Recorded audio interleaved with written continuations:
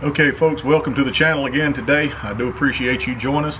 If you see something you like, hit the subscribe button. We're going to try to build this channel a little along, and this is yet another project we're headed to the garage with.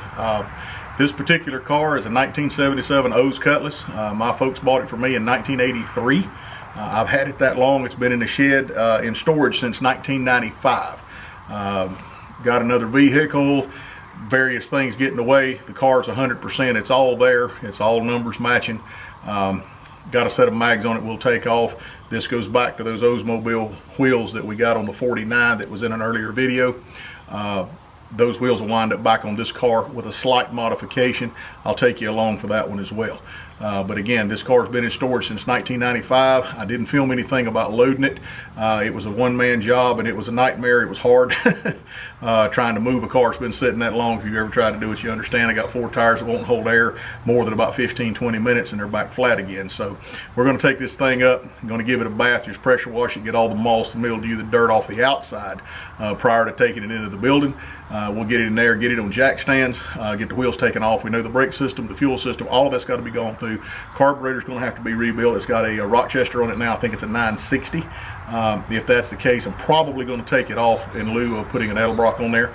But we're going to try to get it in the garage either today or tomorrow and start taking it apart and going through it again. We're going to have to rework the interior. The overall plan, 2 years out, we're going to try to take this thing on the power tour. I've got a good friend of mine, as you guys will meet in a later video. We're going to put this thing together, set it up as a cruiser basically to drive in. It's already got the air conditioner. We don't have to do any vintage air or anything like that. It's all there. It's going to have to be replaced and reworked. So that being said, on to the wash station.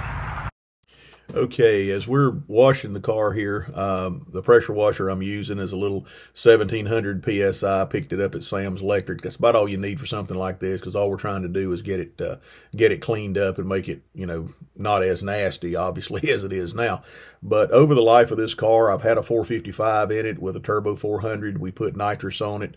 Much younger time in my life, didn't know a lot about how to set up a motor for nitrous, and didn't take very long. We scattered that thing all over the highway.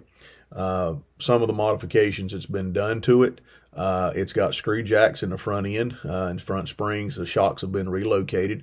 I had an opportunity to do it, did it about 2-3 years after I got the car, and basically ran it up until that time without any problems. Some of the other things that we've done, or I put oversized sway bars, picked up, can't really remember what they came off of.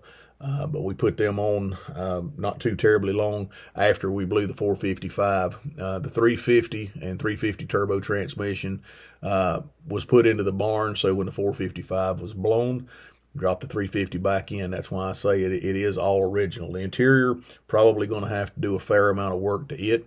But the one thing that I learned right here in doing this, I was surprised that I didn't have any more rust than what I had on the outside. But as I got inside and got to looking at the trunk, inside the trunk lid itself is rusted out pretty bad. It doesn't show that bad from the outside, but apparently some leaves have gathered up. I've got a fix for it. I picked up another trunk lid, and going to be a neat little repair that we do to the car. I'm going to take you guys along for the ride. I'm kind of back and forth exactly how I'm going to approach it, but I do know what I'm going to do with it. So certainly stay tuned and watch that. That's going to be several videos down the line.